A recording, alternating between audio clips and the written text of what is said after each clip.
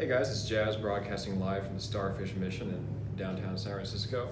And let's see here. Well, we got some Friday musings for you guys. You know, when I was in guitar school over at USC, they had a department for jazz guitar performance back in those days. And we used to have these sight reading labs where they just put sheet music in front of you and you just look, you don't even look it over. You just pick up the guitar, you just play it, read along. And guitar players are terrible sight readers, notoriously. Most guitar players can't even read music. So the mantra that they had for us was always, and I love this, strong and wrong, meaning you are gonna fuck this up. You are gonna make all kinds of mistakes.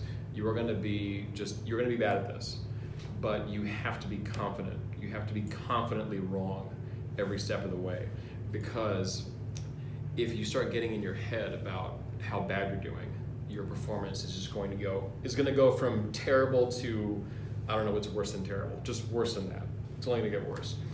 And that always kind of stuck with me, because what inhibits so many people from trying new things, trying things that they're bad at doing, that they're a beginner at, is sort of the embarrassment of sucking at something, right?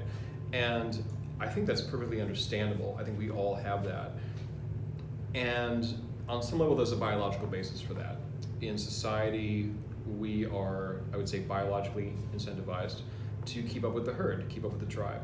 And that means not advertising your ineptitude, not advertising your incompetence. Because what does that translate to? That translates to you're falling behind the median. You're falling behind sort of where the bar is set for competence and performance standards of your group. And in hunter-gatherer societies and people who literally live in jungles and wear banana leaf skirts and have to throw sharpened sticks at cats in order to get their next meal, and there are lots of people like that on this planet, then ineptitude and poor performance and lack of competence means poor choice of food and shelter and a mate and all those things. So being crappy, being inadequate, being unskilled, at one point was a threat to your very life. It was a threat to your survival in quite literal terms. So that's why we get hesitant about venturing out, stepping out on a limb, trying something new, risking failure. We always talk about there's a lot of, I would say, a lot of talk in our broader public discourse in more conscious circles about failing forward, about learning from mistakes, about rewiring our sort of concepts surrounding failure and mistakes. And that all speaks to this theme of being strong and wrong is the way to go. We no longer live in a world where making mistakes will cost you your life, unless of course you work for the bomb squad. You know, a bad day for me is I say too many ums, likes, you knows, talking into a camera. Bad day for a bomb squad guy is, the whole building is is in rubble with lots of people buried under it, right? So it's relative. But that being said, the stakes have changed, the game has changed, and our bodies, our genetics, our neuroprogramming is adapted to a world that we've actually left behind at this point many hundreds of years ago. And we have to create a culture around making it okay, making it something acceptable and promoted and embraced by the group to go out and try new things, to be able to fail, to be able to make mistakes confidently, to be strong and wrong again. And I find that very interesting.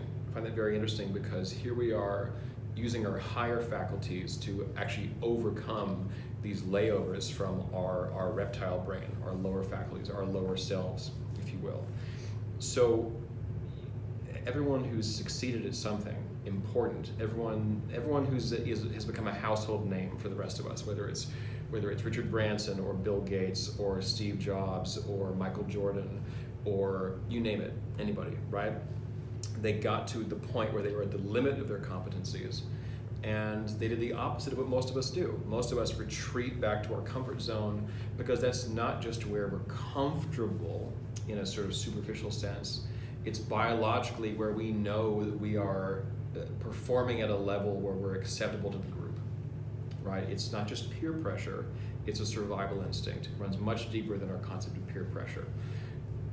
So now trying new things, so what they do when they get to that point where they're gonna start making mistakes if they keep going, is they just push through it.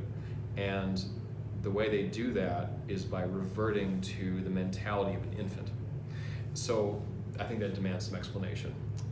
The idea of behaving like an infant, I mean, I would say continue to be house trained, first of all. Don't take this, every analogy has an intended extent, right?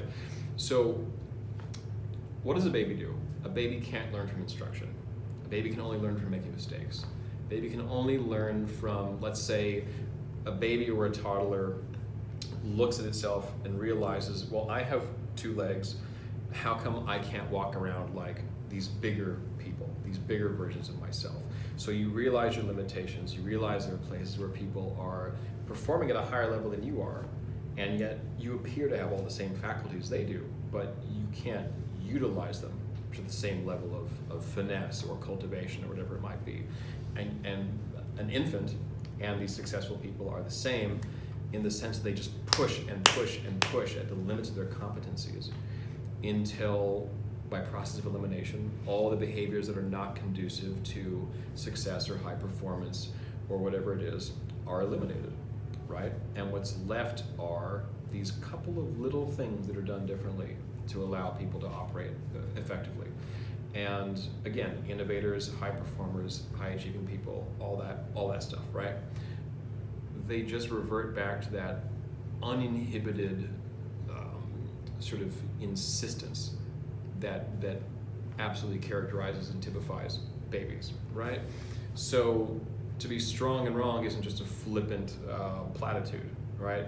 It's got this. If you look under that rock, you find this amazing, that it's grounded in this basis of biology, of psychology, of the traits of high-performing individuals.